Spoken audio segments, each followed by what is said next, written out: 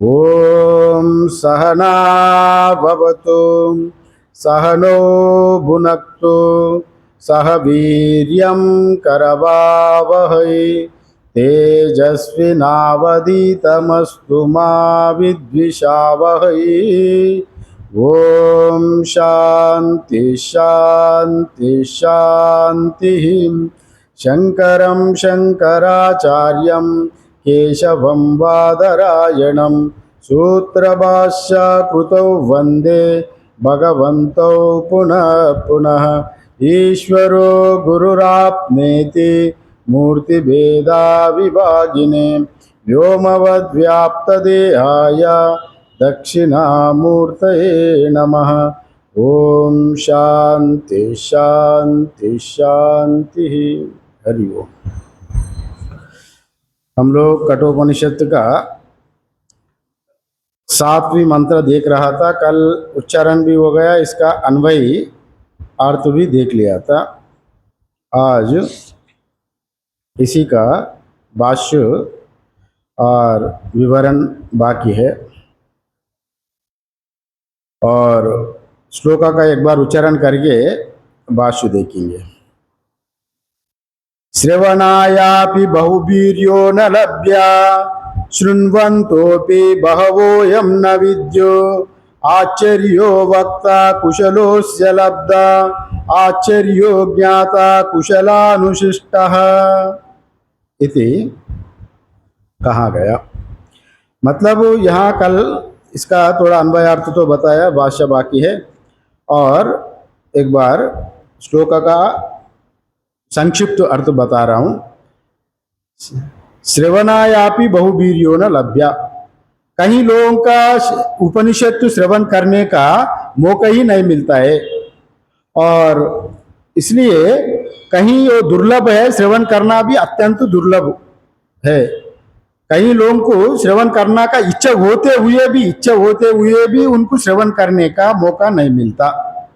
और सुनवंतो भी बहवो यम न विद्यु, कुछ लोग सुनते तो है मगर उनको समझ में नहीं आता है। वो अभागा लोग, क्यों समझ में नहीं आता? चित्त का एकाग्रता, अंतःकरण में मलदोष विक्षेप दोष ये दोनों रहने के नाते और वो शास्त्र समझ में नहीं आएगा। शृण्वन्तोऽपि बहवो यम न विद्यु आश्चर्यो वक्ता कुशलोस्य लब्धा, और ये आश्चर्य है, अगर वैसा कुशल वक्ता मिलना भी अत्यंत दुर्लभ है, क्योंकि वैसा वाला श्रोत्रिय ब्रह्मनिष्ठ गुरु अत्यंत विरल होता है, सब जगह मिलता नहीं। हम जितने भी प्रचार करें, जितने भी बड़ा आसन में बैठे और जितने नाम भी आ जाए, किंतु अगर वो अंदर से श्रोत्रिय ब्रह्मनिष्ठ गुरु नहीं हो जाए तो और उनका वैसा गुरु मिलना अत्यंत कठिन है। अत्यंत वैसा विरक्त मिलना, ऐसा आत्मा को साक्षात्कार करके और दूसरों को बताने वाला गुरु अत्यंत विरल है, ये बात कहा गया। और आश्चर्यो ज्ञाता कुशलानुशिष्टा, और वैसे भी कुशल जो ज्ञान को प्राप्त करने वाला जो विद्यार्थी भी अत्यंत विरल है। उतने जैसे गुरु बोलेंगे वैसे ही समझने वाला भी अत्यंत विरल है, यह बात यहाँ पर कहा गया। और यहाँ पर भाष्य में देखेंगे तो श्रवणायापि मतलब श्रवणार्थम श्रोतुम अपि या ना लभ्यः आत्मा बहुभी अनेकै, कई लोगों का श्रवण करने का भी आत्मा का बारे में वो अवसर नहीं मिलेगा, ये अत्यंत दुर्लभ है। क्योंकि यहाँ श्रवण हमारा हिसाब से भारतवर्ष में ये आत्मा का विचार, आत्मा का ज्ञान का बारे में श्रवण करवाने वाला ये एक ही देश पूरे विश्व में बचा है।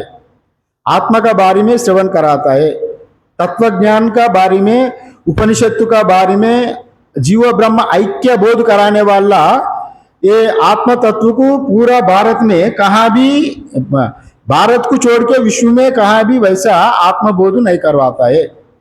क्योंकि वो विश्व में सब जगह में हमसे भारत से भी कहीं अनेक देश धनिक देश बहुत है, किंतु ये इंद्रियों का भोग का वजह से अपना सक्षम है। वो देश भी बड़ा धनी है, सब प्रकार का शिक्षा और सब प्रकार का उनका इंफ्रास्ट्रक्चर जो कुछ हो वो भौतिक स्तर पर बहुत उच्च में होने के भी नाते आध्यात्मिक स्तर पर भारत जैसा भूमि विश्व में कहाँ नहीं है।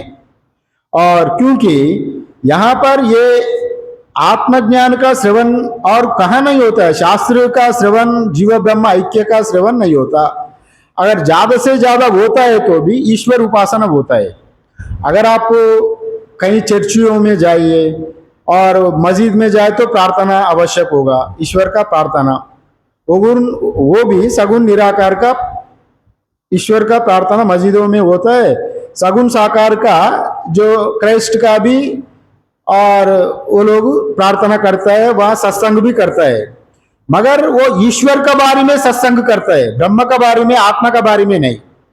ईश्वर का बारे में, एक ईश्वर मेरा पिता है, ये महान स्वर्ग से आया देवलोक से, वो हमको मुक्त कराएंगे मरने का बाद, हम सभी बाप्टिज्म का होने का बाद उनको बाद में, और जब मरता है तो उनको भी एक पेटी में डाल के उनको दफनाया जाता है। फिर सृष्टि का अंत में जब वो आके सबको जगा देगा। वैसे एक उनका आमशामशी भाव है, जीव परमात्मा अलग है, हम परमात्मा का संतान है, वो हमको बचाएगा, उनका ईश्वर का राज्य में ले जाएगा। वैसा एक भावना है, माने जीव अलग है, ईश्वर अलग है, ये एक भक्ति का वजह से वैसा होता है। वो हिंदू धर्म में भी भक्ति सिद्धांत में भी उतने तक सीमित है, किंतु वेदांत का चरम सीमा नहीं है। वेदांत का ज्ञान आकाश जैसा वो अनंत व्यापक है, वो सूक्ष्म भी है, व्यापक भी होने के नाते इसका कोई मापदंड नहीं है। फिर ये कह रहा है यहाँ पर, आप गुरु जो कहेंगे वो सूक्ष्म तत्व का, वो जीव ब्रह्म अलग नहीं है, वो दोनों का तत्व सभी व्याप्त, जितने व्याप्त एक ही आत्मा ही है, सभी आत्मा, वो आत्मा ही परमात्मा ही जीवात्मा रूप में भास रहा है, ये जीवात्मा परमात्मा ही है। वो ज्ञान करवाने वाला दुनिया में और कोई विश्व में कोई देश है ही नहीं, ये भारत भूमि में ही ये आत्मज्ञान का प्राप्ति कराता है। और इसलिए और वैसा ज्ञान को श्रवण करना के लिए मौका भी नहीं मिलता। अगर कई लोग अनधिकारी आकर यहाँ पर श्रवण भी करेंगे तो उनका अधिकारता, अंतःकरण का शुद्धि ना होने के नाते उनका पूर्व जीवन में उनको कर्मकांड उपासना अच्छे से ना करने का वजह से उनको तत्वबोध नहीं होगा। इसलिए यहाँ पर सुनवंतो भी बहवो यम न विद्यु, सुनते हुए भी समझ में नहीं आएगा, ये बात यहाँ पर कहा गया। और शृण्वन्तः अपि बहवः अनेके अन्यः याम आत्मानं न विद्युः न विदन्ति अभागिनः असंस्कृतः आत्मनः न विजानीयुः, यहाँ कहा गया। इसी का व्याख्या शृण्वन्तोपि बहवोयम न विद्यु का व्याख्या यहाँ सुनाया। मतलब जो अभागा है, जो आदमी सुनने के लिए तो बहुत दूर दूर से तो आया, परिश्रम तो हो गया, आके बैठते हुए भी उनको समझ में नहीं आ रहा है, इसलिए उनको अभागा कह रहा है। उनका भाग्य नहीं है सुनने का। भाग्य क्यों नहीं है? वो इतने दूर से आया फल प्राप्त करने के लिए, वो फल क्यों नहीं मिल रहे हैं? किंतु वहां प्रतिबंधक बीच में आके प्रतिबंधक उनको बाधा दे रहा है, वो समझ में नहीं आने दे रहा है। नहीं तो नींद आएगा, नहीं तो मन दूसरा जगह जाएगा, नहीं तो मन दूसरा चिंतन करेगा, मगर तत्व चिंतन नहीं होने नहीं देगा, क्योंकि उसका साधन चतुष्टय संपन्न अधिकार होकर नहीं आया, बैकडोर से आया। इसलिए उनको भारी पड़ता है तत्व को समझने में। इसलिए यहाँ पर कहा गया ना विंदन्ति अभागिनः असंस्कृतः। असंस्कृत मतलब यह संस्कारित नहीं है। अगर संस्कारित कैसे होता है जी? संस्कारित संस्कार डालना पड़ेगा, वैसा संस्कार आगे हम अपना घर में भी बच्चे लोगों को हम लोग जैसा संस्कार डालेंगे बच्चा वैसे ही तैयार हो जाएगा। अगर संस्कार अच्छे नहीं डालेंगे, अच्छे से अच्छे कुल में भी जन्म हो, अच्छे श्रेष्ठ ब्राह्मण का कुल में भी जन्म हो, अगर उनका संस्कार गति बचपन में ही उनको छोड़ दिया हॉस्टल में, गुरुकुल में नहीं रखा, पिताजी का पास भी नहीं रखा, अगर हॉस्टल में छोड़ने के नाते हॉस्टल का सभी प्रकार का बच्चा रहता है और उनका दोस्त जिस तरह का दोस्त मिलेंगे उसी तरह का संस्कार उनमें पड़ जाता है। उच्च कोटि ब्राह्मण होते हुए भी उनका वैदिक संस्कार ना डालने के वजह से वो वैसे ही जैसा मोहल्ले का लोग रहता है, मोहल्लों में जो पाड़ा में मोहल्लों में बच्चे लोग रहता है ना, वैसे ये भी वैसे ही तैयार हो जाएगा। वो संस्कार ना होने के नाते फिर वो भी समझ में, उनको भी समझ में नहीं आएगी। इसलिए यहाँ पर जो असंस्कृत आत्मना ना विजानीयु वैसा कहा गया, इसलिए संस्कार डालना आवश्यक होता है। और जन्मना जायते शूद्रो द्विजेना, जन्मना जायते शूद्रो द्विजेना ब्राह्मण उच्यते, वैसा कुछ कहा गया। वो जन्म से हर आदमी शूद्र ही होता है। संस्कारेण द्विज उच्यते, जन्मना जायते शूद्रो संस्कारेण द्विज उच्यते, संस्कार से ही वो ब्राह्मण बनता है और जन्म से ही वो शूद्र बनता है। शूद्र ही हर आदमी जन्म का प्रक्रिया एक जैसा ही रहता है। उच्च कुल का जन्म अलग रहता है, नीचे कुल का जन्म अलग नहीं रहता है, वैसा नहीं है। अगर जिसका पास पैसा ज्यादा है तो वो बड़ा हॉस्पिटल में जाके थोड़ा आराम से उनको जन्मने का प्रक्रिया थोड़ा सुकून हो जाएगा, किंतु जन्म का जो प्रक्रिया होता है तभी मातृ गर्भ से ही बच्चा प्रकट होता है। और वो प्रक्रिया को यहाँ शूद्र कहा गया, मतलब मलिन से आने के नाते जन्मना जायते शूद्रो संस्कार है ना द्विज उच्चते, संस्कार जैसे डालेंगे वैसे ही वो द्विज बनेगा, माने ब्राह्मणत्व आ जाएगा। यहाँ शास्त्र में भी दो प्रकार का मैं पहले भी बताया था, एक जाति ब्राह्मण, एक गुना ब्राह्मण होता है। और कर्मकांड में जाति ब्राह्मण को श्रेष्ठता है और वेदांत में आध्यात्म में गुना ब्राह्मण को श्रेष्ठ है। कर्मकांड में जाति ब्राह्मण को माना जाता है, वो जैसे भी वो आपका काम निपटा देगा, शादी करवा देगा, श्राद्ध करवा देगा, पूजा करा देगा, उनका ही अधिकार है। और आध्यात्म वेदांत में गुना ब्राह्मण का अधिकार है, और कोई भी हो किसी वर्ण का भी, वो ऐसा नहीं है। और इसीलिए यहाँ पर संस्कार इतने ये यहाँ पर ये बोला गया संस्कृत होना चाहिए। वेदांत संस्कृत मतलब मल दोष निवारण होना चाहिए। मल दोष कैसे निवारण होता है? आप निष्काम कर्म से मल का दोष निवारण होगा।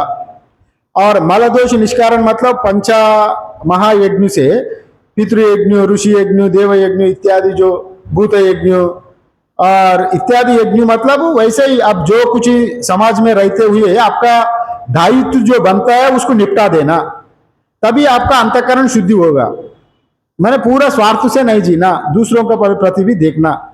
और भक्ति किया, भक्ति से चित्त एकाग्रत होगा। जब भी आप देव मंदिर में गया, थोड़ा जल चढ़ाया, थोड़ा जप किया, ध्यान किया, उससे मन का चंचलता दूर हो जाएगी। जब मन एकाग्र हो जाएगा तो सूक्ष्म तत्व को ग्रहण करने में ज्यादा समय नहीं लगेगी। आप भौतिक स्तर पर एक पेड़ को काटना है तो हम लोग हथियार दूसरा इस्तेमाल करते हैं, बड़े मोटे वाला एक वैसा इस्तेमाल करता है। पेड़ काटने वाला वो साधन अलग रहता है। और आंख का ऑपरेशन करने वाला जो रेटिना को काटने वाला भी, वो भी काटना ही है। काटना तो समान ही है, किंतु काटने में अंतर है ना। एक स्थूल वस्तु को काट रहा है, एक सूक्ष्म वस्तु को काट रहा है। आप रेटिना को, जो चीज पेड़ से अगर दाढ़ी कमा रहा है रेजर से, वो रेजर से जो दाढ़ी कमा रहा है उसी का भी आप आंखों का ऑपरेशन भी उससे ही मैं रेटिना को काटूंगा, मतलब आंख को चले जाएगा। इसलिए उसका प्रक्रिया अलग है। सूक्ष्म तत्व से लेजर से भी काटा जाता है, उसको हाथ भी नहीं डाला जाना, माने उतने सूक्ष्म होने के उसको लेजर ऑपरेशन इस्तेमाल करा जाता है। वैसे ही ये आत्म तत्व सूक्ष्म होने के नाते इसको ग्रहण करने का शक्ति भी उतने सूक्ष्म होने से ही वहां अंदर में प्रवेश हो जाएगा। क्योंकि आत्म तत्व एकम नित्यम सर्वगतम, व्यापक है, वो एक है, नित्य है, तो सर्वगत व्याप्ति होने के नाते, वो सुसूक्ष्म होने के नाते उसको समझने का भी सूक्ष्म बुद्धि ही चाहिए। इसी उपनिषद में कहा जाता है अग्रया सूक्ष्मया बुद्धि सूक्ष्मया सूक्ष्मदर्शी भी, माने अग्रया सूक्ष्मया बुद्धि, वो उनका बुद्धि जैसा शार्प रहना, जैसा रेजर का ब्लेड रहता है ना, वैसा वेरी शार्प इंटेलेक्ट रहना, सूक्ष्मदर्शी होना, उनका बड़े ग्रहण शक्ति वेरी सूक्ष्म सटल होना, तभी वो उस चीज को ग्रहण कर पाता है। इसलिए यह कहा गया अग्रया सूक्ष्मया बुद्धि सूक्ष्मया सूक्ष्मदर्शी, वो ही यहाँ पर वेदांत को सुनने में सक्षम है, वो समझ लेगा। इसलिए यहाँ पर यह भाष्य में असंस्कृत आत्मना ना विजानीयुः इत्यादि, संस्कारित ना होने के नाते उसको ठीक ढंग से नहीं समझ पाएगा, ये बात कहा गया। और किंचा अस्या वक्ता अपि आश्चर्यः अद्भुतवत् एवः अनेकेषु कच्चित् एवः भवति, माने कई लोगों में वैसा वक्ता मिलना भी बड़ा दुर्लभ होता है। अगर कोई परंपरागत बड़ा समझ लिया, एक आदमी के आप समझाने के पहले जैसा तैसा बोलेंगे तो वो चलेगा नहीं, पहले वो चीज को आप समझ लेना, जब आप समझ लिया तब दूसरों के ऊपर बोलेंगे तो तभी वो काम में आएगा। अगर वो चीज को मैं समझा नहीं, मैं जैसे तैसा किताब में आए तो जैसे तैसा पढ़ के आपको सुनाए तो आपका अंतःकरण में वो बैठेगा नहीं। जो समझदार व्यक्ति ही समझा सकते, ना समझी नहीं समझा सकते। इसलिए वो समझदार वाला ज्ञानी श्रोत्रिय ब्रह्मनिष्ठ बहुत विरल होता है, वैसा वाला आचार्य भी मिलना अत्यंत अद्भुत, ये वंडर है। ये यहां पर बताया गया, जैसा बाबा जी बोलते थे, गोड़िया बाबा जी, अगर आपका पास बंदूक है, बंदूक आप किसी का ऊपर जानवर का ऊपर निशाना लगाया, अगर निशाना लगा के उसको ट्रिगर दबाया तो आवाज तो खूब आया, किंतु वहां अंदर में गोली नहीं है। अंदर में गोली ना होने के नाते वो निशाना को तो आप टारगेट लगा के वो ट्रिगर दबा दिया तो आवाज तो आई, मगर वहां गोली ना होने के नाते वहां टारगेट को नहीं कर पाया। वैसे ही अगर अनुभव नहीं हुआ, केवल बोलने लगे तो वो जैसा आवाज ही निकलेगा, किंतु अंतःकरण के, श्रोता का अंतःकरण में वो चोट पहुंचेगा नहीं। जब श्रोता का अंतःकरण में जब चोट पहुंचेगा तो उनको विचार बनेगा अंदर में, अरे मैं भी वैसा है, ये संसार अनित्य है, नहीं ये बराबर है, शास्त्र का वचन है, उनको विचार बदलेगा। इसलिए वैसा आचार्य मिलना ये अद्भुत है, ये कह रहा है।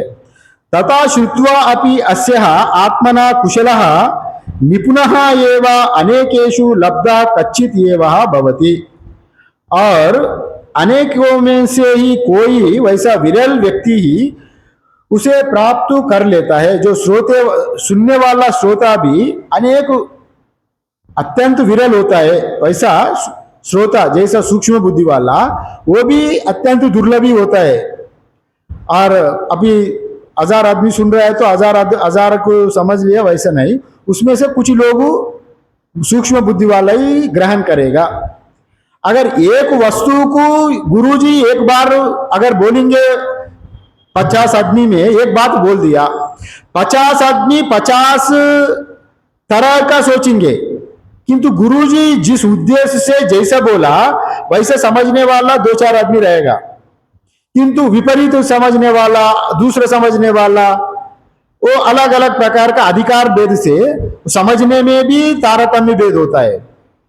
जैसा बृहदारण्यक उपनिषद में आता है जी, ब्रह्मा जी द कहता है, इतने उपदेश देता है, द 3 बार द कहता है, दा मतलब देवता लोगों का, मनुष्य लोगों का और राक्षसों का, दैत्य लोगों का जिज्ञासा हुआ था। हम ब्रह्मा जी का, हमारा पिताजी ब्रह्मा जी तो प्रजापति है ना, सबका उनका पिता ही है, सबका उन्हीं का सृष्टि है। हम प्रजापति का पास जाके उपदेश लेंगे, और देवता लोग भी गया, मनुष्य लोग भी गया, दानव लोग भी गया, और तीनों अलग अलग हिस्सा में अपना अपना वहां ब्रह्मा जी का वहां भवन में जाके बैठ गया। और ब्रह्मा जी हाल पूछा, क्या कैसा है, क्यों आया तुम लोग? चलो ये लोग क्यों आए, तो ये लोग आपसे उपदेश लेने आया। चलो ठीक है, पहले उनको देवता लोगों को अंदर बुला दो। देवता लोगों को अंदर बुलाए तो देवता लोगों को बोला, तुम उपदेश करने आए ना, अच्छा ठीक है, दा बोला। ब्रह्मा जी इतने बोला, दा बोला, समझा? देवता लोग बोला हाँ समझा। मैंने उनको दो बुद्धि तेज था, एक बार बोलने में दा बोले तो समझ लिया। क्या समझा? हम देवता लोग दमन नहीं करता, माने इंद्रियों का स्वर्ग में रहने के नाते हमेशा जब अप्सरा का याद करे तो अप्सरा आके सामने खड़ा हो जाएगी। वो संकल्प मात्र ही वस्तु सामने हो जाएगा। वो सुरापान पीने का याद आए तो सामने आएगा। वो अपना हमेशा सुख भोगते हुए इंद्रियों को कंट्रोल करने में वो सक्षम नहीं हो पाता है देवता लोग। इसलिए हम आप ये ब्रह्मा जी हम लोगों को आप बोल रहे हैं इंद्रियों को दमन करो, दा मीन्स दमन करो, हमारा इंद्रियों का दमन करने के लिए आप उपदेश दिया। माने उनका अंतःकरण में वैसे ही भावना था, वो अंदर में जो था वही वो व्यक्त किया। वो ब्रह्मा जी बोला ओम, बोला ओम मतलब वो संस्कृत में ठीक है, यस यस बोलता है ना, हाँ हाँ हाँ बोला, वो संस्कृत में ओम बोला, हाँ ठीक है, ठीक समझ लिया तुम लोग। फिर बीच बाद में मनुष्य लोग आया, उनका ग्रुप आ गया।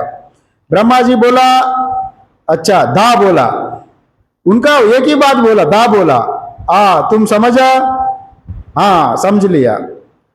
हम मनुष्य लोग है ना जो दान नहीं देता है, हम लोग कृपण रहते हैं, अपना के लिए ही सोचता है, समाज के लिए नहीं सोचता। हम जितने भी हो हम दान नहीं दे पाता है, और इसलिए आप बोल रहे हैं हमारा स्वार्थ को छोड़ के दान देने के लिए आप कह रहा है, इसलिए धा कहा।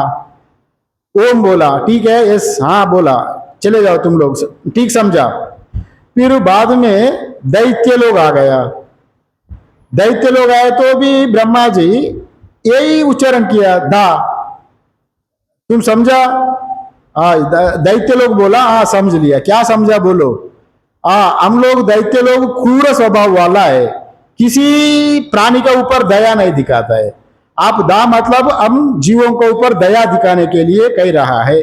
दानव का स्वभाव होता है क्रूर स्वभाव वाला, आगे पीछे देखता नहीं, मारो पीटो, अरे इसको चींटी है, सांप है तो मार दो उसको, कोई आगे आए तो मार, पहले उनको अटैक करो, उनको दया नहीं रहता अंदर में। आपको हम लोग क्रूरता स्वभाव वाला है, आप उपदेश दिया दया, दया करने के लिए, जीवों प्रति दया करने के लिए ओम बोला, हाँ ठीक समझा। किंतु ब्रह्मा जी बोला तो एक ही बात, अधिकार भेद से तीनों अलग अलग समझा ना, देवता अलग समझा, मनुष्य अलग समझा, दैत्य अलग समझा।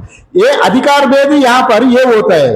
अगर ठीक समझने वाला और व्यक्ति कई विरल होता है, इसलिए यहां पर यह कह रहा है आश्चर्य ज्ञाता यस्मात् आश्चर्य ज्ञाता कच्चित ये वह कुशल अनुशिष्ट। वो कुशल छात्र, कुशल विद्यार्थी, कुशल ग्राहक, जो सुनने वाला व्यक्ति कुशल उन्हें कहीं विरल होता है। जो अनुशिष्ट व्यक्ति माने आचरण विचार करके अंतःकरण शुद्धि करके आके सब प्रकार के तैयार होके आने वाला कहीं विरल, वो भी आश्चर्य ही है। कुशलेन निपुणेन आचार्येन अनुशिष्टा सन, आचार्य से जैसा बोलेंगे वैसा ग्रहण करने का क्षमता वाला जो ज्ञाता, जो सुनने वाला व्यक्ति भी अत्यंत विरल होता है। ये बात यहां पर कहा गया। और जो पूरा यहां पर या गुरु का महत्व ज्यादा भी बताया, मतलब जैसा गुरु वो चाहिए वैसा गुरु का बारे में भी बताया, वैसा उपदेश देने वाला गुरु भी सक्षम होना चाहिए, ग्रहण करने वाला जो भी सुन रहा है श्रोता वो भी सक्षम होना चाहिए। अगर गुरु का पास दूध है, आपका पात्र ठीक नहीं है तो गुरु जी कहाँ डालेंगे दूध? पात्र भी ठीक होना, और अपात्र में अगर दूध डालेंगे तो और पात्रता वहां पर ग्रहण का दूध का वृथा हो जाएगा। एक बड़ा एक साधु ने एक उस ब्राह्मण जी का पास घर में बुलाया। ब्राह्मण ने भोजन के लिए संत को बुलाया था। वो धनिक गृही था, बड़ा पैसा वाला गृहस्थु थे। संतु जी की निमंत्रण दिया, मेरे संत में आप भोजन के लिए आ जाना, आज हमारा घर में भोजन ले लेना, भिक्षा ग्रहण करो। फिर वो रोज वो तो बार बार पूछने लगा, गुरु जी हमको उपदेश दो, उपदेश दो, उपदेश दो। और वो तो भिक्षा लेके चले गया, भिक्षा लेके चले गया, कुछ नहीं बोला।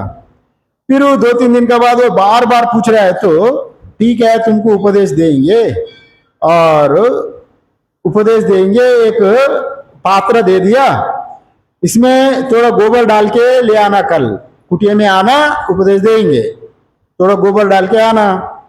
और वो तो जैसा भिक्षा पात्र में गोबर डाल के गुरु जी का वहां पर गया संतु जी का पास। और संतु जी ने क्या किया, एक लोटा दूध लेके उसमें डालने गया। वो कहने लगा, रे गुरु जी ये पात्र ठीक नहीं है, इसको पहले दो मैं दो ले हूं, बाद में आपको दे दो। बाद में डालना, अभी नहीं डालना, इसमें खराब हो जाएगा दूध। जे तुम समझे, अभी समझा तुम, मैं क्यों ने तुमको उपदेश नहीं दिया। तुम्हारा पात्र भी वैसे ही है, जैसे तुम गोबर लेके, जैसा पात्र लेके आया, मैं दूध डालने गए तो तुम बोला पात्र ठीक नहीं है। तुम्हारा ये पात्र दिख रहा है, ये भौतिक पात्र तुमको दिख रहा है, पात्र ठीक नहीं है, दूध पट जाएगा। मैं अपना अंतर्दृष्टि से तुम्हारा पात्र को देख रहा हूं, तुम्हारा पात्र भी वैसे ही है, ये ग्रहण करने का समय नहीं हुआ अभी। अगर अभी मैं डालेंगे तो अभी ये वृथा हो जाएगा, प्रयास नष्ट हो जाएगा। इसलिए पात्रता को ठीक से बनाओ, यही यहाँ पर, इसलिए दोनों ही ठीक से रहना है। और इसी बात को बताने के लिए यहाँ पर जो उत्तम गुरु उत्तम चेला होना आवश्यक यहाँ पर बताया गया। और सुनवंतोपि बहुवीर्येण लभ्या, यही तो। और कहीं लोग तो सुनता तो है मगर, और सुनवंतोपि बहु यम न विद्यु, कई लोग सुनते हुए भी और इसको जान नहीं पाता है। और क्यों नहीं जान पाता है, और यही बात को अधिकार भेद से जान नहीं पाता है। और ब्रह्मा जी एक बार इंद्र विरोचन भी वैसे ही गया था उपदेश देने के लिए ब्रह्मा जी का पास। ब्रह्मा जी चांदोग्य उपनिषद में कहा गया, येषो अक्षिणी पुरुषो येषः आत्मेति वोवाचा एतद अमृता अभयम एतद ब्रह्मेति। अब वो दक्षिण नेत्र में रहने वाला जो पुरुष है वो ही ब्रह्म है, वैसा बोल के उपदेश दिया इंद्र को, विरोचन को। विरोचन अपना मोटा बुद्धि होने के नाते, अरे दक्षिणा हमारा आंखों में तो पुरुष एक छाया पुरुष ही है, मैं ही हूं, आत्मा ही शरीर ही अपना मान के वो चले गया। और इंद्र ने सूक्ष्म बुद्धि होने के नाते, सूक्ष्म ग्रही होने के नाते, वो ये शरीर तो यहाँ ही छोड़ेंगे, मन तो हमारा नहीं है, वो वैसे विचार करते करते ब्रह्मा जी के पास फिर पहुंचा। फिर उनको अंत में ठीक उपदेश दिया गुरु। इसलिए अधिकार भेद यहाँ फिर मायना रखता है, अधिकार भेद भी बहुत इंपॉर्टेंट है। इसलिए यह बात कहा गया। आचार्यो वक्ता मीन्स जो ब्रह्म तत्व को वहां तक, जो वाणी तक पहुंचना, बड़ा आचार्य वक्ता भी आचार्य होता है, जैसा आपको समझा देंगे। ब्रह्म तत्व को बोलने के आप वाणी का विषय नहीं है जी, हम लोग सोचेंगे ना, अब वाणी का विषय आप इंद्रियों तक ही वाणी का विषय है। जब तक कोई इंद्रिय जान तक पहुंचेगा, मन जान तक पहुंचेगा, वहां तक ही, और भौतिक स्तर पर ही आप सूक्ष्मता देवता तक भी पहुंच सकते। आप सूक्ष्म बुद्धि से देवता का दर्शन भी आप कर सकते, किंतु आत्मदर्शन करने के लिए और वो अत्यंत सूक्ष्मता होना चाहिए, गुरु सदन से ही सुनना चाहिए। और वो अनुभवी गुरु से सुने तो आपका आत्मबोध होगा। अगर वो मौन से भी बोला जाता है, इंद्रिय अगोचरम ब्रह्मा, ब्रह्म को इंद्रियों से बोलना नहीं जाता है। इंद्रिय तो ये स्थूल है, इंद्रिय है वो साकार होने के नाते, सूक्ष्म होने के नाते, और ये जड़ होने के नाते वो चेतन निर्गुण निराकार ब्रह्म तत्व को कैसा पकड़ेगा। अवांग मानस गोचरम ब्रह्मा, वो मन से वांग से बोला नहीं जाता है ब्रह्म का। ब्रह्म वैसा है बोले तो ब्रह्मा ऑब्जेक्ट हो जाएगा। अगर बोलेंगे ब्रह्मा, मैं ब्रह्मा को जान लिया, वो मूर्ख कहाँ जाता है। ब्रह्म को जानने का मतलब, कोई बोलेंगे मैं ब्रह्म को साक्षात्कार कर लिया, माने ब्रह्मा को एक वस्तु है क्या ब्रह्मा। अगर आप एक वस्तु नेकलेस है, कोई नूर डायमंड है, अरे कोई ले गया, मैं वो डायमंड हम लेके आया, बहुत कीमत वस्तु है, और आपको आपका एक वस्तु होने के नाते आप लेके यहाँ रख दिया, किंतु ब्रह्मा एक वस्तु नहीं है ना जी। अब वैसे बोल सकते आप हम देव दर्शन कर लिया, इतने तक भी बोल सकते। आप उपासना जो करके उपास्य देवता का दर्शन कर सकते। आप उपासना में लगा है, राम राम कहते हुए, शिव शिव कहते हुए, आप जब उपासना उच्चतम हो जाएंगे, उपासना का फल आप भगवान आपका दर्शन देंगे। आप जिस उद्देश्य से भगवान का दर्शन करने के लिए जब आप उपासना कर रहे हैं, तो भगवान जब वो सूक्ष्मतरम वृत्ति बन के आप वो वृत्ति रूप से परमात्मा भी सूक्ष्म रूप में आके आपका इंद्रियों का साथ आपका, जैसा आंखों से कृष्ण को कई संत लोग दर्शन करते हैं ना, अभी भगवान का साक्षात कृष्ण का दर्शन हो सकता है, राम का दर्शन भी हो सकता है, उपासक लोगों का उपास्य का देवता का दर्शन हो सकता है। क्योंकि ये उपासक उपास्य देव एक भगवान एक शरीर वाला चतुर्भुज वाला मूर्ति मान के उपासना किया, ये श्याम वर्ण वाला बोल के उपासना किया, उनको श्याम वर्ण से ही दर्शन देगा। परमात्मा तो अरूप अवर्ण, उनका कोई रंग रूप कुछ भी नहीं है। आप उपासना जैसे जैसे किया, आपका मन से जैसे जैसे कल्पना किया, वैसे वैसे रूप ही आपका सामने आके परमात्मा खड़ा हो जाएगा। किंतु वो पूर्ण दर्शन नहीं है। परमात्मा भी आपका साथ साक्षात्कार हो गया कल आके, आप कई लोगों को स्वप्न में भगवान आता है, वो तो स्वाभाविक, हम लोग जैसे जो चिंतन करते हैं, यत् शृणोति यत् पश्यति तदैव ही स्वप्न रूपेण, तदैव आप स्वप्न रूपेण दर्शनम देता है। वही जो दिन में जो देखता है, जो चिंतन करता है, स्वप्न में भी वही आता है फिर स्वप्न बन के, और वो वैसा हो सकता है। और देवता भी आपका सामने खड़ा हो सकता है, माने दर्शन दे सकता है, किंतु उसको पूर्ण रूप में दर्शन नहीं कहा जाता है, अद्वैत रूप, अद्वैत दृष्टि से। क्योंकि अब देवता का एक शरीर रूप को आपको देख रहे हैं, वो देखने वाला आप किससे देख रहे हैं, आप देवता को किससे कैसे देखते हैं आप, आंख से नहीं, आंख तो देख रहे हैं, आंख को जो देखने वाला साक्षी वो निर्गुण निराकार है। आपका मन में नहीं देख सकते, आपको आपका मन ही में नहीं देख सकते, आपका शरीर देख सकते, आप हाथ हिला रहा है, मुंडी हिला रहा है, आप इतना वैसा वो नहीं देख सकते। शरीर का जो हो रहा है क्रिया वो देख सकते नहीं देख सकते, किंतु आपका अंदर में जो आत्मा है, मन का भी नहीं देख सकते, वो सूक्ष्म होने के नाते मन का क्रिया देख सकते। आप शरीर से जो कर रहे हैं वो क्रिया नहीं देख सकते, क्रिया देख सकते। अगर वो क्रिया का साक्षी जो आत्मा है, वो देखने वाला, वो ज्ञान स्वरूप प्रत्येगात्मा, वो निर्गुण, वो भी निराकार है। आपका ज्ञान ज्ञेय को देख रहे हैं। परमात्मा का शरीर कैसा है, आप जो दिखता है वो पंचभौतिक रूप में आया ना जी। यह दृश्यम तद मिथ्या, शास्त्र वेदांत में जो कहा जाता है, यह दृश्यम तद मिथ्या, यह दृश्यम तद मिथ्या, जो दिखता है वो मिथ्या है। वेदांत का अनुसार से बोल रहा हूं मैं, उपासना के अनुसार नहीं। वेदांत का अनुसार यहां बात चल रहा है, उपासना का अनुसार वो अलग है। और कोई कृष्ण का पूजन कर रहा है, कृष्ण के लिए तपस्या कर रहा है, कृष्ण भगवान उनको प्रकट हो गया, दर्शन दिया, वो उनको जीवन धन्य हो गया। अरे आप जिसके लिए मैं पूरा जीवन लगाया, मेरा इष्ट प्राप्ति हो गई, और हमको कुछ भी नहीं चाहिए, वो तृप्त हो जाएगा, बड़ा हम वो मरने के बाद वैकुंठ में जाएगा, विष्णु भगवान का पास रहेगा। किंतु मैं जो बोल रहा हूं वेदांत का दृष्टि से मैं बोल रहा हूं। वेदांत का दृष्टि से अगर भगवान भी आके आपके सामने खड़ा हो जाए, अरे आ गया, कैसा आया जी, क्या हाल है, बोलो, आप बोल सकते हैं वैसा। क्योंकि हम तो आपको पूछा ही नहीं है क्यों आया आप यहाँ, क्योंकि हम आपका आप जो दिख रहा है, हम मेरा आपको, आपका मेरा हाथ पैर, आपका कपड़ा, ये माइक दिख रहा है नहीं दिख रहा है, आपको दिखता है ना। शरीर भी, भगवान का शरीर भी आपको दिख रहा है, पांचभौतिक होने के नाते आप भौतिक शरीर को देख रहे हैं। भौतिक शरीर को किससे देख रहे हैं, आप ज्ञान से देख रहे हैं, समझ लिया ना। ज्ञान निर्गुण निराकार है। आपका जो ज्ञान है वो निर्गुण निराकार ज्ञान है। आपका जो आपका मन में जो विचार है वो भी निर्गुण निराकार है। आपका मन में क्या विचार है हमको कैसा पता चल रहा है?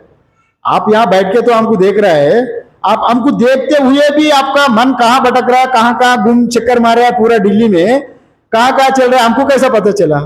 आपका शरीर को मैं देख रहा हूं, किंतु भगवान को भी आपको, भगवान का शरीर आपको देख रहा है। देखने वाला ज्ञान आप है, देखने वाला ज्ञान आप है। ज्ञेय को देख रहे हैं आप, ज्ञान ज्ञेय को देख रहे हैं, माने चेतन जड़ को देख रहे हैं। अब अगर परमात्मा वहां खड़ा होगा चतुर्भुज का रूप में, परमात्मा आत्मा को देखेंगे आप? परमात्मा का जो स्वरूप को देख सकते हैं आप? नहीं देख सकते। परमात्मा तो जो विष्णु बोलता है ना, जो व्यापक है वो विष्णु है, माने सब जगह में रहने वाला विष्णु कहा जाता है। वो व्यापक दृष्टि से परमात्मा सब जगह है। परमात्मा अगर परमात्मा दर्शन दिया मतलब परमात्मा शरीर आपको दर्शन दिया, फिर उससे आपको तृप्ति हो गई, मन मैं वैकुंठ जाऊंगा इतने ही। किंतु उसको वेदांत में पूर्ण मुक्ति नहीं मानता है। अगर भगवान भी आपको दर्शन दे उसको वेदांत में पूर्ण मुक्ति नहीं मानता है। और जब तक भगवान का वैकुंठ में जाएंगे, ये विशिष्टाद्वैती लोग मानता है सायुज्य मुक्ति, सारूप्य मुक्ति, सारूप्य मुक्ति, सामीप्य मुक्ति, सायुज्य मुक्ति, सालोक्य मुक्ति इत्यादि 4 प्रकार का मुक्ति के बारे में वर्णन किया गया वहां पर। यहां प्रसंग आया इसलिए बोल रहा हूं। वो वैसा ही अगर अलग अलग तरह का मुक्ति, माने भगवान का स्वरूप में रहना, सामीप्य में रहना, हमेशा भगवान का स्वामी स्वरूप होकर रहना, उनका कुंडल हार बनकर उनका उनमें ही रहना इत्यादि वर्णन किया गया। ये जब तक परमात्मा एक कल्प में वैकुंठ में जब तक रहेंगे तब तक रहेंगे। फिर नया सृष्टि में परमात्मा, नया परमात्मा अगर जब पूरा प्रलय हो गया जी, प्रलय होने के बाद वो वैकुंठ भी ब्रह्मलोक भी सब प्रलय में, अभी वहां कोई लोक नहीं रहेगा, निर्गुण निराकार कहीं कल्पों तक। तभी नया जब सृष्टि पैदा हो जाएगा तो नया ब्रह्मा, नया विष्णु, नया स्वर्ग, नया सब नया नया हो जाएगा। तभी वो जीव जब तक वो ब्रह्मलोक में ब्रह्मा जी जब तक रहा, विष्णु सायुज्य जब तक हुआ विष्णु लोक में उतने साल रहेगा। वो उतने करोड़ों साल रहने के नाते उसका भी लंबा अवधि रह रहा है ना वहां पर, इसलिए वो भी लंबा अवधि रहने के नाते उसको भी मुक्ति कहा गया। किंतु उससे आपको मोक्ष पूर्ण मुक्ति नहीं होगा। वैकुंठ, शिवलोक, शक्ति लोक, इष्ट लोक जब जाएंगे, इष्ट देवता को वहां रहेंगे तब तक आपको वहां रहेंगे। इष्ट आप ब्रह्मलोक समाप्ति हो गए तो ब्रह्मा जी का वहां पूरा हो गई, प्रलय आ गया। प्रलय काल में और कोई लोक नहीं रहता, वहां एक निर्गुण निराकारी तत्व रहता है। तब भी वो जीव फिर आके नया सृष्टि में जीव आके फिर जन्म लेना, फिर आपका करोड़ों साल का बाद भी आप आना पड़ा ना, इसी का नाते उसको पूर्ण मुक्ति नहीं मानेगा। इसलिए आप ईश्वर का भक्ति अच्छा ही है, और आप अंतःकरण शुद्धि करके आप प्रमोशन लेना।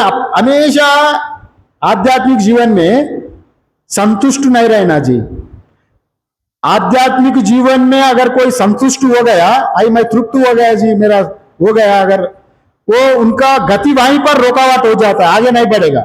इसलिए आध्यात्मिक जीवन में हमेशा खोजते रहना, अरे नहीं और आगे बढ़ना, और आगे जाना, और आगे जाना, और क्या है ईश्वर दर्शन होगा। ईश्वर का भी कारण क्या है, इसका वो ईश्वर कैसा आया मेरे सामने, वैसा वो गूढ़ तत्व को खोजते सर्च करते ही जाना हमेशा। तभी आप और उन्नति में जाएंगे। जैसे जैसे आप खोजेंगे वैसा वैसा आपका ग्रंथि खोलते जाएगा, दरवाजा खोलते ही जाएगा, तभी आगे जाएंगे आप। आध्यात्मिक जीवन में तृप्त नहीं होना। अगर आध्यात्मिक जीवन में तृप्त हो गए तो आपको रोकावट हो गया, वहीं पर आपका पुल स्टॉप, आगे नहीं बढ़ेंगे। आध्यात्मिक जीवन में कभी तृप्ति नहीं होना और आगे जाना। और लौकिक जीवन में अगर तृप्ति नहीं हो जाए तो बाधा है। लौकिक जीवन में तृप्त होना, आध्यात्मिक जीवन में कभी तृप्त नहीं होना। आध्यात्मिक जीवन में अगर तृप्त हो गया, चलो आपका जीवन वहीं पर सीमित है। रोज आओ, थोड़ा बहुत जेल चढ़ाओ, जाओ घर में जाओ, थोड़ा आरती कर लो, चलो पूरा दिनचर्या इतने ही चलते रहेगा। आप इतने में आपका फल भी इतने ही फल मिलेगा, अनंत फल नहीं मिलेगा, आत्मा फल नहीं मिलेगा। इसलिए आध्यात्मिक जीवन में हमेशा अतृप्त रहना। और क्या है, मैं और जानना चाहता हूं, और जानना चाहता हूं, जैसा नचिकेता जैसा वो तृप्त नहीं हुआ ना। पहले मंत्र में पिता का वर दिया, दूसरे मंत्र में स्वर्ग जाने का भी नहीं, तीसरा मंत्र भी चाहिए हमको, आत्मज्ञान ही चाहिए, इमा रामा इत्यादि वस्तु हमको नहीं चाहिए। और यही है जिज्ञासु, ऐसे जिज्ञासु होना चाहिए। और कुशलों से लब्धा, कुशल कुशल कुशलों से लब्धा, जो यहाँ वैसा विरल विरक्त जो श्रोता भी वैसा अत्यंत दुर्लभ से मिला जाता है, मिलता है। जैसा उपनिषद में चांदोग्य में कहा जाता है, पका हुआ चाला जब गुरुजी के पास आए तो गुरुजी का देर नहीं लगेगा, झपट एक झपट से उनको पूरा ज्ञान करा देगा, उनको एक बार से ही। शिष्य भी वैसे हो जाना। अगर नारद जैसा, सनत कुमार जी का पास नारद जाता है, नारद जाके बोलता है यहाँ पर ऋग्वेदो भगवो अध्ययनी यजुर्वेदो सामवेदो ये अथर्ववेदा शिक्षा कल्पा व्याकरण निरुक्तम छंदो ज्योतिषमिसी सर्प विद्या जो भूत विद्या, जितने विद्या है मैं पूरा पढ़ लिया, सब कुछ मैं जानता हूं, सब शब्द ज्ञान है मेरा अंदर में, किंतु उसका अर्थ बोध नहीं हो पा रहा है। और तरति शोकम आत्मवित, जैसा आत्मवित लोग कहता है तरति शोकम आत्मवित, मैं वो शोकस्य पारम, अभी तक शोक का पार नहीं हो रहा है, हमको भी दुख हो रहा है, पर इतने जानने के नाते भी हमको दुख हो रहा है, गुरुजी हमको उपदेश दो। नारद जी सनत कुमार जी का पास जाए तो तुम केवल शब्द का ज्ञान है, किंतु अनुभूति ना होने के नाते तुम अंदर में दुख हो रहा है। फिर वो पूरा प्रक्रिया से उनको अवगत करवाया, पूरा ब्रह्म ज्ञान का अवगत कराया। वैसा ही श्रेष्ठ गुरु हो जाए तो और ज्ञान पाने में ज्यादा समय नहीं लगेगा। और यह श्रेष्ठ गुरु जैसा कैसा होना चाहिए, और ये यहाँ बताया गया है। गुरुजी लोग को जानता है, हम लोग साधारणतः हम कहीं विद्वान होता है ना, अभी ओशो जैसा है, सदगुरु जैसा साउथ में, वो गुरु परंपरा को नहीं मानता है। मैं उनको निंदा नहीं कर रहा हूं, किंतु ओशो जैसा लोग है, उनका फॉलोवर्स भी बहुत है, वो अपना दर्शन शास्त्र पढ़ पढ़ के वो कोई गुरु को नहीं माना, अपना आप में एक दर्शन पढ़ पढ़ के ही सिद्धि हो गई उनको, और वो अपना आप के विभूति मान के, मैं ही अवतार जैसा मान के चलो बड़ा तो बन गए, तो बहुत बड़ा, ज्यादा दिन तक टिका नहीं। मना एक परंपरा से जोड़े तो अब बड़ा तालाब में बहुत खूब बारिश हो गई, और तो तालाब का साथ नदी का साथ नहीं जुड़ा। तालाब में बड़ा तालाब है, जब तक तालाब बारिश है का पानी है तो खूब आनंद लेगा, हाथी आके भी वहां आएगा, पशु पक्षी आके उसमें पानी पिएगा, बड़ा मजा लेगा सब, तब हरा भरा रहेगा तालाब का चारों ओर। जब गर्मी बढ़ने लगेगी तालाब सूखेगा तो, और वो फिर वैसे ही है, वो चलने वाला नहीं है। जब तक ये वैसा वाला लोग रहेगा तब तक वो बड़ा उछल कूद चलेगा, वो आदमी समाप्त हो गया तो फिर उसके बाद में उसको चलाने वाला कोई नहीं रहेगा। इसलिए यह परंपरा को यहाँ पर माना गया। गुरुजी लोग कैसे रहता है यहाँ पर ये बता रहे हैं। यहाँ दक्षिणामूर्ति में, यहाँ दक्षिणामूर्ति स्तोत्र में पहले प्रार्थना स्तोत्र आता है, पहले वहां पर यहां कहा गया वो मौन व्याख्या प्रकटित परब्रह्म तत्वम युवानाम इत्यादि, जो मौन व्याख्या प्रकटित परब्रह्म तत्वम युवानाम, जो दक्षिणामूर्ति का पास सनक सनंदन सनत कुमार जो ब्रह्मा जी का मानस पुत्र दक्षिणामूर्ति का पास उपदेश देने के लिए गया। उपदेश लेने के लिए जब गए तो, और दक्षिणामूर्ति वट वृक्ष का नीचे पद्मासन लगा के चुपचाप बैठ गया, बैठ के और उनको देखते लगा, मौन होके कुछ नहीं बोला, चुपचाप देखा। जब देखने के बाद कई समय बीत गई, समय बीतने के बाद सभी बोला हम लोग सब समझ लिया। गुरु, उत्तम गुरु बोलने का भी वहां आवश्यकता नहीं होगी, शिष्य को देख के शिष्य का अंतःकरण में जो उनका प्रश्न चल रहा है, वो मन का अंतःकरण रूप में ही गुरुजी उपदेश देगा। अभी आपको कोई संकट में आ गया जी, संकट में आके बहुत विचलित हो रहा है, कहीं जाके मंदिर में बैठ गया, थोड़ा निश्शब्द होकर शांत हो गया मन, आप उसका सुझाव उत्तर भी अपना मन में ही आ जाएगा। अरे वैसा करे तो ऐसा था, इसका उत्तर वैसा था, मैं वैसे ही बेवकूफी से अपना बहुत मन विचलित हो गया, नहीं नहीं वैसा करना, एक अपना आप को सूझेगा ना, एक यही देव कृपा है। गुरुजी भी चेले लोगों को वैसे ही उपदेश देता है। समय आए 5 मिनट है, उपदेश वैसा ही देता है। इसलिए और गुरुजी का यहाँ पर यही बताया था, वैसा आचार्य वक्ता कुशलोस्य लब्धा, मतलब वहां आचार्य वैसा वक्ता मिलना भी आश्चर्य की बात है। अगर हम अपना से अगर मनमानी शास्त्र पढ़ के मनमानी विचार करके सूक्ष्म तत्व को नहीं पकड़ पाएंगे नहीं। इसलिए आप बुद्धि तो आपको बुद्धि स्तर पर आपको खूब तेज दिखा सकते, किंतु अनुभूति में अड़चना आ सकती है, ये बात बताया गया।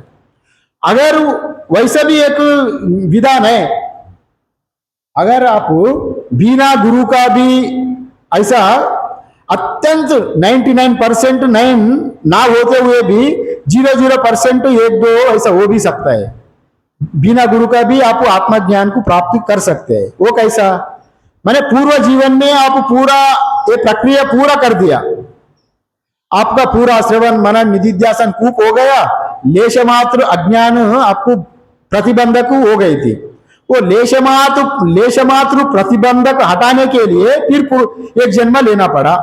उसी जन्म में आपको तुरंत ज्यादा नहीं करने का पड़ेगा, क्योंकि पूर्व जन्म में वो क्रम नाश नहीं होता। पिछले जीवन में जो कुछ किया गया वो क्रम जैसे तैसे ही अगले जीवन में आएगा।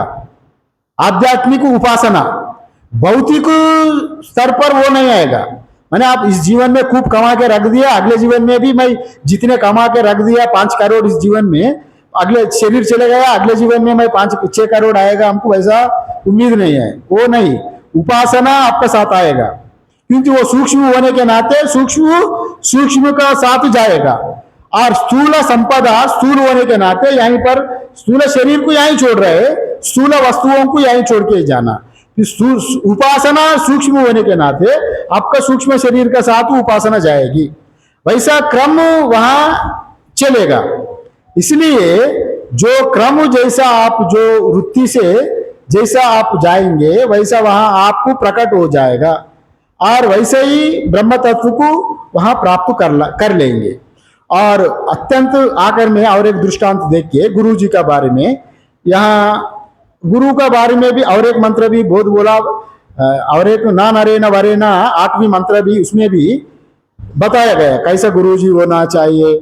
उसका बारे में आचार्य शंकर ने लंबा भाष्य लिखा उसमें, मैंने साधारणतः जितने श्लोक में जितने भाष्य छोटे छोटे लिखा, जब आने वाला श्लोक में लंबा भाष्य लिखा, वो वर्णन ये इंपॉर्टेंट है, क्योंकि आचार्य शंकर भी सोचने लगा अगर परवर्ती काल में जैसे तैसे गुरु आके प्रवचन वैसा वैसा ना दे, मैं इसको डिटेल्स से उन्हीं पूरा समाधान करके गया। उनका ही आदर्श से हम लोग चलते हैं ना, इसी का वजह से यहाँ गुरु परंपरा, गुरु जैसा होता है चेले को समझ के चेला ही जानता है उत्तम गुरु। कुछ कुछ चीज अगर हम जो बताया था, पूर्व जो बताया था, बिना गुरु का भी बहुत अल्प लोग, बहुत किंचित कई दुर्लभ लोग वैसा गुरु ब्रह्म को प्राप्ति कर लेता है। जैसा इदानीम काल में रमन महर्षि है, वो पूर्व जन्म में ही बड़ा साधक था, पका हुआ आदमी था, इस जीवन में वो अपना आप में ही आत्मा से ही उनको अवगत हो गई।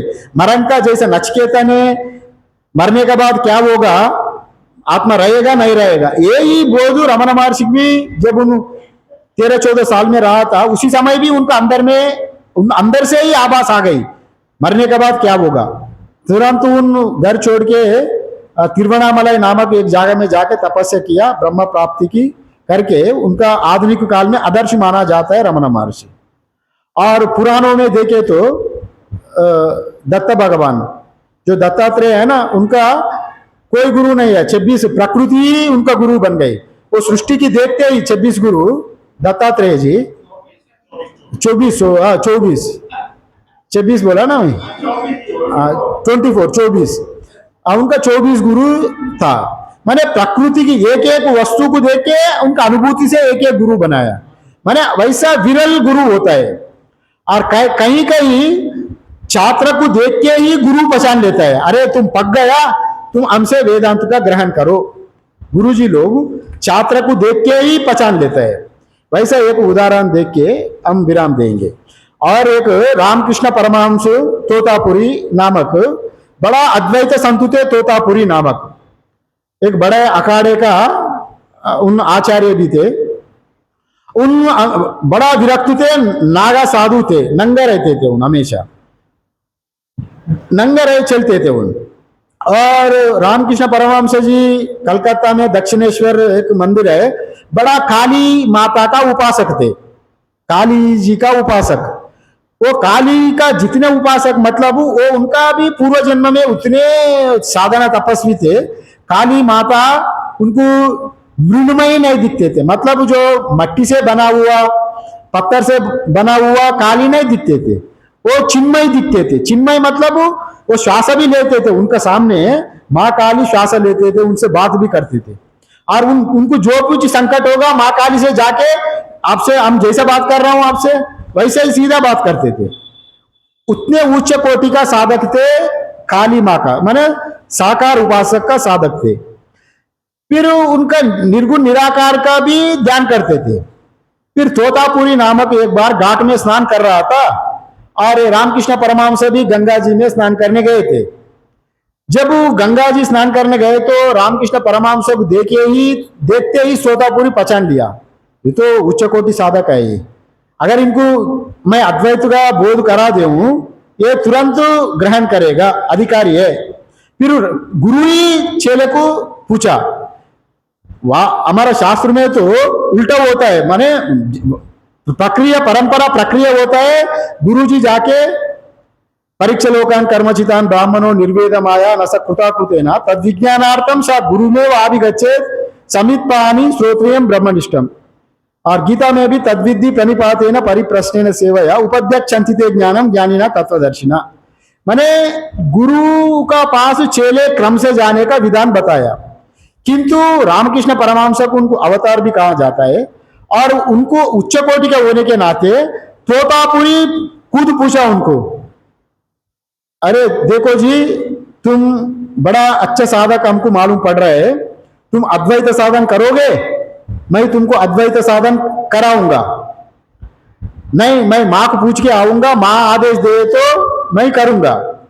और तोतापुरी समझा, चलो तुम पूछ के आ जाओ। और तो रामकृष्ण परमहंस काली मंदिर में गया, काली माँ का वो पूछ लिया, एक वैसा हमको पूछ रहा है मैं अद्वैत साधन करूं? हाँ बेटा तुम कर लो, तुम्हारे लिए ही मैं उनको यहाँ पर यहाँ उपस्थित करवाया, तुम्हारे लिए आया यहाँ पर, ये माध्यम बनके तुम्हें वहां अद्वैत साधन करो, माँ का आदेश मिल गई। तोतापुरी सोचा ये अपना खुद का माँ का पास जन्म दिया, उसका माता को पूछ लेगा, वैसा सोचा। किंतु पूर्ण रूप से संन्यास लेने का पहले माता पिता का अनुमति लेना भी आवश्यक होता है, वो वैसा सोचा है माता को पूछ के आएंगे। नहीं, ये तो साक्षात काली माँ का पास गया, काली माँ तो अनुमति दे दिया, फिर वापस आ गया। हाँ, माँ अंगीकार स्वीकार किया, हम अद्वैत साधन कर सके। फिर एक कुटिया था गंगा किनारे, कुटिया में लेके उनको अद्वैत का बारे में बोध कराया, उनको अद्वैत में ध्यान करने का कई प्रक्रिया बताया। रामकृष्ण परमहंस बचपन से लेके आया, जब तक तोतापुरी आया तब तक सगुण साकार का उपासना किया, माँ काली का। वो जब भी ध्यान करते थे माँ काली का ही करते थे, माँ काली जब चाहे उनको प्रकट होते थे, जहां चाहे वहां। जब काली का माँ का इन तोतापुरी बताया था, तो निर्गुण निराकार का ब्रह्मा का ध्यान करो, मतलब वो काली का भी छोड़ दो, गुण का जो भी गुण सामने आएगा उसको गुण को स्वीकार नहीं करना, गुण का ऊपर जाना, माने देव देवता जो भी दिखेंगे उसको नकार देना, उसका ऊपर चले जाना, आकाश जैसे व्यापक हो जाना। जब तोतापुरी जी ने देखा इनको ध्यान नहीं लग रहा है, वो बार बार बोल रहे हैं मैं निर्गुण में नहीं जा पा रहा हूं, बीच में माँ काली आके खड़ा हो रही है, यहां तक तो आ रहा हूं मैं, ऊपर सहस्रार में नहीं पहुंच रहा हूं, मैं हटक जा रहा है ध्यान, जब भी मैं निर्गुण में जाने चाहता है तो माँ काली आके सामने खड़ा हो रहा है। माँ वो काली माता ही उनको आदेश दिया निर्गुण निराकार अद्वैत साधन करने के लिए, किंतु इतने साल इन माँ का उपासना करने के नाते अंतःकरण में एक चोबी बन गई, वो चोबी उनको प्रतिबंधक हो रहा है, वहां पर आगे जाने नहीं दे रहे। तभी तोतापुरी ने क्या किया, एक कांच का टुकड़ा वहां कोने में पड़ा था, वो कांच का टुकड़ा लेके उनका भ्रुकुटी का बीच में दबा दिया, जोर से दबाए तो अभी उनको थोड़ा दर्द हो गई, इसी दर्द का ऊपर ही तुम ध्यान करते रहो, अगर तुम्हारा माँ काली आए तो भी उसको छेदन करके ही जाना, नहीं तो तुम अद्वैत में सिद्धि प्राप्त नहीं होगा।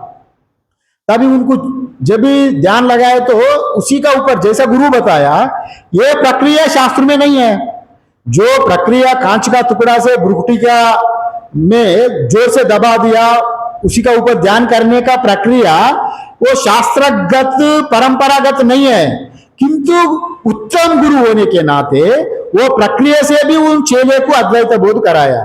तभी रामकृष्ण परमहंस 3 दिन तक वो समाधि से नहीं आया, समाधि लग गई उनको, 3 दिन तक वो अद्वैत अनुभूति किया।